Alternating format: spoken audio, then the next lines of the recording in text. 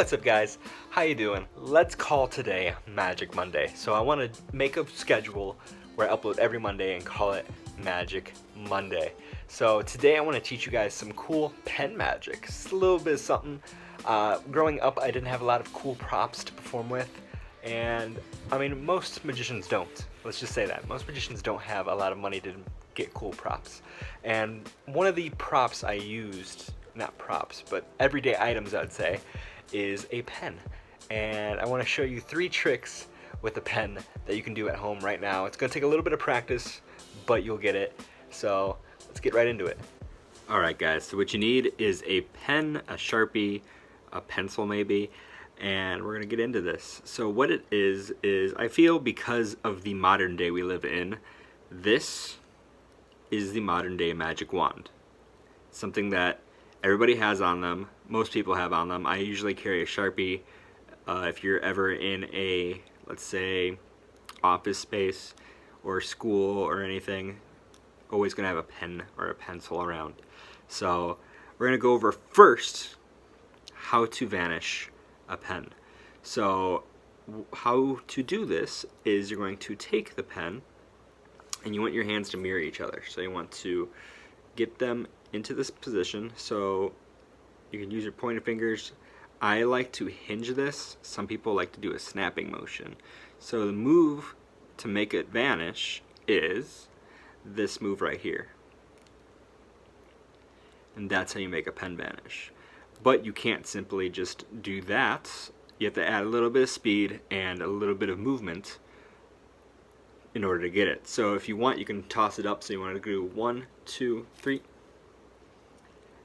And you want to keep this hand inward. So if you want your audience, you can actually turn inward like this, so that when you make it vanish, it goes 1, 2, 3. It looks really gone, and then when I do the vanish and I throw it, I look up on the last part. That way because everybody's going to follow what your face does. And obviously you can't see my face right now, but when you go 1, 2, 3, and you look up, everybody's going to look up, but it's right here. Now, what you can do is also, at that point, you can reach out, grab it. So it's a bad angle, but you can reach out and do the reverse to make it appear. Go, oh, look. And just pop it right out. So you're doing, instead of curling in, so I do this. I take my pointer finger and I push forward. Most people use their middle finger and flick back. Do whatever works for you best. I like the push, so it's still that flicking motion. The only thing that sucks about my version, how I do it, is that this side has more kind of like,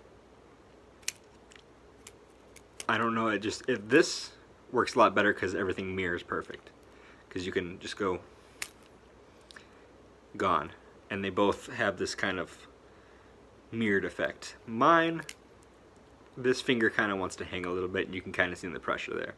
But it's whatever you're comfortable doing, so there is no right or wrong on that. But angling wise, depending, you don't want to be obviously this way. You want to kind of do it forward or at an angle. You make it vanish out of air like that. You can go behind somebody, so like you can do the cliche behind the ear thing and go, oh look, it's right here. Or you can just make it vanish, make it reappear, where you can just take your hand and make it appear like that. And growing up, actually, before I knew this method of making a pen appear like that, I used to sleeve, actually, or put it into my wristband. And what I used to do is when no one was looking, I'd reach in like this. So I would show my hands technically empty and reach and do that. The only issue with that is that you can't do it slow. So my thing is magic should be performed at a nice pace. So this also looks like you're grabbing something from somewhere. And it's not fluent. It looks like it came obviously from here. This, however, that looks kind of interesting because even in a slow motion, you see this hand empty. I come across and it looks like it's kind of just melting into reality, like it's literally appearing. So you just want that slow motion of it to appear. And then next we're going to get into color change. So this one's a little bit more difficult. I like this more for a video purpose rather than a live purpose. It's very, very knacky to me. This is not something I would do. The Vanish, however, so the first Vanish, this is very fun to do in person. This one is very difficult. So we're going to do the same thing, but we're going to do both at the same time. So what you're going to do is you're going to, I like to do it in a kind of sweeping motion. Not sweeping, but like a pan in a bit. So you can take the, let's say, black pen, and you're going to push it over this way. But the only issue is that you need to realign. So you can see how I have this issue that it looks like I let go for a sec. So even if you want to, you gotta go 1, 2, 3. And that looked a little bit better. But it did have the weird noise to it. But that's why with a little bit of practice and a little bit of sound, music, you can get over that. So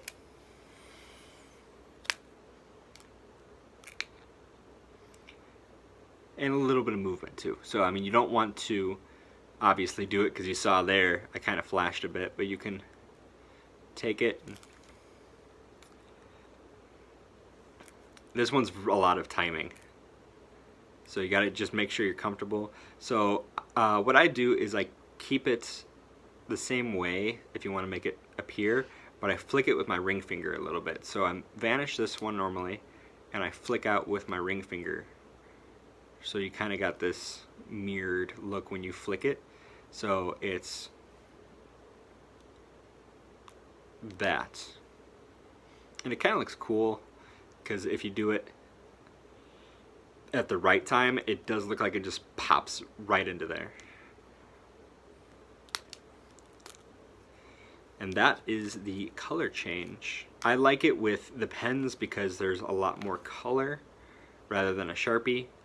But again, it's your preference. And then this last one is literally one of my favorites, and it's something that I've done since I was a kid, and I think a lot of other magicians have done. So normally you don't do this with a clear cap, kind of like how that is. You want something that is a little bit more darker, but this is still cool. So what you want to do is, this works with coin and pen. So it's, if you want to lead in with either or, if you want to lead in with a pen trick, or if you want to lead in with a coin trick, and be like, oh, there's a pen. This is perfect. So you're going to do a strike vanish. So a strike vanish is, you're going to take this. This is going to be so weird sitting down, by the way. So you're going to take this, and you're going to initially catch this in midair, but you're going to make it look like it's vanishing. So you go 1, 2, 3. And that's how it vanishes. Didn't catch it that time though. And that's the hard part, you gotta catch it. With the strike vanish though, you're not grabbing, you're letting this hand fall and letting the coin fall a bit. And when you're striking, you go 1, 2, 3. And as it's falling, you're actually keeping this kind of open and scooping it back, if that makes sense. I'm trying to explain it the best way possible. So 1, 2, 3. And then what you can do is you can say it's in the cap, see? And it's an impossible location kind of feel. The strike is the hardest part about this. So always got to practice the strike vanishes, always got to practice the hinging on the appearances too. But the strike vanish is on the downward motion because you don't want to, that seems kind of weird. You kind of want to get it on 1, 2, 3. So it kind of falls and you're catching it, and because of this hand moving like this, it's a natural motion. It's not a grab, pull. And then, so let me explain it from the process of having it in your hand. So you make the strike vanish. So 1, 2, 3. Okay, you're gonna get it palmed into this hand, and you want to pull off the cap. There's multiple ways to actually make this happen. So let's put the coin into this hand. You can take it and you go watch. So you get it from here, grab, and you have them holding their hand out, and you pop it open. And when you pop it open like that, you drop it. So make sure you have it in finger palm. So have it in a ring finger palm, and you want to make it natural. You're just pulling this apart. So put the coin down, and the best way I always feel, especially with any type of magic, is naturally how things look. So how would you pull a pen apart? Like this. But this, unless you have it palmed in this hand, which is the hand you initially had it in, you can do it like that. So if you want, you make it vanish. Alright, you give them the pen. Can you shake it? Can you hear it? And during that time, you know, they're focused on this technically. So you can literally just put it into this hand and go, alright, watch, put your hand out for me. 1, 2, and then on the third one, just let it drop. If you want to do it that way, you can just pull it apart and let it drop from your hand. So since it's already going to be in this hand, pull it apart and let it drop into their hand. But make sure that it's as soon as you open it, so it's kind of like had enough force to pop out. And that is how you make a coin vanish and appear inside of a pen. So I hope you guys enjoyed that. There's also a fourth trick with a pen. If you want to go to the link in bio and my website, I sell pens where you can take the pen, stick it through a card, and move it around. So if you want, go to my website down below, buy it, and you can fool your friends with that as well. So I hope you guys enjoyed that. These are a few little pen tricks that I do. It's always good to have a knowledge of magic, whether it's something that you might not use, it's still there because you never know when you might need to use it. And for me, knowledge is everything in magic. You want to make sure that you know enough that if you're caught in any situation, you can do something. One thing I've always done too is I've always kept cards at home. You know, I stayed away from cards for a bit so I can actually think better and perform and go, hey, what can I perform with that I'm not comfortable with? Because you're going to find yourself in situations where what if happens if your cards get wet? You know, someone's playing by a pool, or, you know, you set your cards down by a wet drink and the drink gets the cards wet. You know, what can you do in order to fool people with everyday items? And the pen happens to be an everyday item. So I hope you guys enjoyed this, and I hope you guys use this and fool everybody. And I can't wait to hear, you know, if you comment, you know, hey, I've been doing your magic and I enjoy it. And it's not my magic, okay? Let's rephrase that. This is magic that's been around for years, and I'm just happy to share a little bit with you guys, because I know there's aspiring magicians out there that, you know, old magicians are going to tell you, not old, let's just say this, the wiser magicians are going to tell you read a book, and majority of this stuff that I'm showing you is probably from earlier books that I read when I was younger. And I know in the digital era that we live in now, you're probably not going to want to read.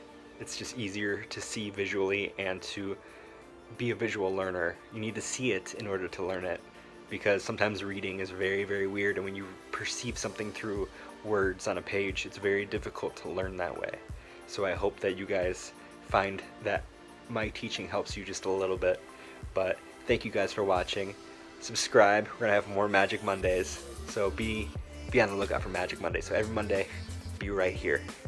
But thank you guys for watching. Majority of you guys aren't subscribed. I'm looking at the analytics. I see that you're not subscribed, so be sure to hit that subscribe button and hit that bell notification. That way, every time I upload on Monday, you guys see it. And I'm gonna see if we can do Thursday or Friday. Thursday or Friday, or let me know in the comments below what day you think works best. So I will see you guys either Thursday, Friday, or next week. Take care, be safe, and be magical.